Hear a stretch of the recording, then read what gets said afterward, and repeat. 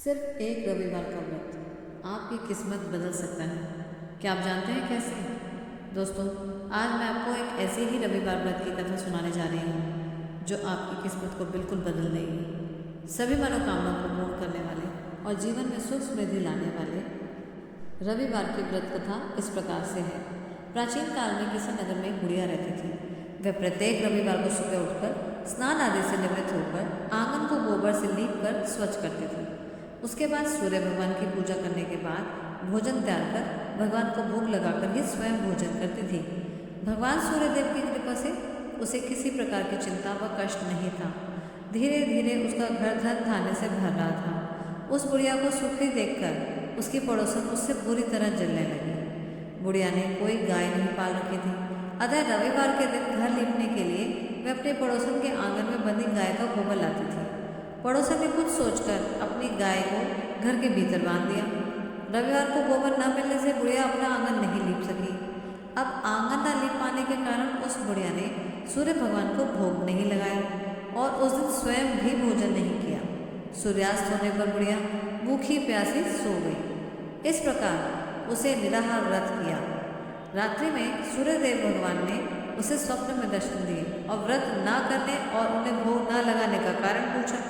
बुढ़िया ने बहुत ही करुण स्वर में पड़ोसन के द्वारा घर के अंदर गाय बांधने और गोबर न मिलने के पाने की बात उनसे कही। सूर्य भगवान ने अपने भक्त की परेशानी का कारण जानकर उसके सब दुख दूर करते हुए कहा, माता, हम तुमको एक ऐसी गाय देंगे जो तुम्हारी सारी इच्छाएं पूर्ण करेगी, क्योंकि तुम हमेशा रविवार को पूरा घर गाय के गोबर से लीप कर भोजन बनाकर मेरा भोग लगाकर ही स्वयं भोजन करती हो। इससे मैं बहुत प्रसन्न हूँ। मेरा व्रत करने व कथा सुनने से निर्धन को धन और बांझ स्त्रियों को खुद की प्राप्ति होती है। स्वप्न में उस बुढ़िया को ऐसा वरदान देकर भगवान सूर्य अंतर्धान हो गए। प्रातःकाल सूर्योदय से पूर्व उस बुढ़िया की आँख खुली तो वे अपने घर के आंगन में सुंदर गाय और बछड़े को देखकर हैरान हो गए। गाय को आंगन में बांधकर उसने जल्दी से चारा लाकर खिलाया। पड़ोसन ने उस बुढ़िया के घर बंधी सुंदर गाय को और बछड़े को देखा तो वैसे और भी अधिक जलने लगी। तभी गाय ने सोने का गोबर किया। गोबर को देखते ही पड़ोसन की आंखें फट गई। पड़ोसन ने उस बुढ़िया के आसपास ना पाकर तुरंत उस गोबर को उठाया और अपने घर ले आई और अपनी गाय का गोबर वहां रख दिया। सोने के गोबर से पड़ोसन कुछ ही दिनों में धनवान हो गई। गाय प्रतिदिन सूर्योदय से पूर्व सोने का गोबर किया करती थी और बुढ़िया के उठने के पहले ही पड़ोसन उस गोबर को उठा कर ले जाती थी। बहुत दिनों तक बुढ़िया पहले की तरह हर रविवार को भगवान सूर्यदेव का व्रत करती रही और कथा सुनती रही। लेकिन सूर्य भगवान को जब पड़ोसन की चालाकी का पता चला तो उन्होंने तेज आंधी चलाई। आंधी का प्रकोप देखकर बुढ़िया ने गाय को घर के भीतर बांध दिया। सुबह उठकर बुढ़िया ने सोने का गोबर देखा तो उसे बहुत आश्चर्य हुआ। उस दिन के बाद बुढ़िया गाय के घर भीतर बनने लगी। सोने के गोबर से बुढ़िया कुछ ही दिन में बहुत धनी हो गई।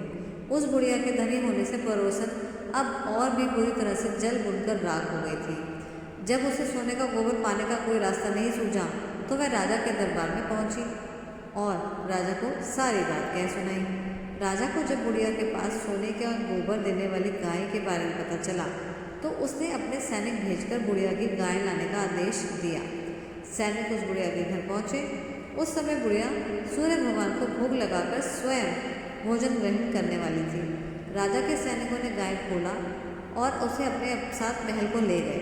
बुढ़िया के सैनिक ने जब गाय को ले जाने की प्रार्थना करी उससे कि बुढ़िया अब उसके सैनिकों को ना लेके जाए गाय को, वह बहुत रोई, वह बहुत चिल्लाई, लेकिन राजा के सैनिक नहीं माने।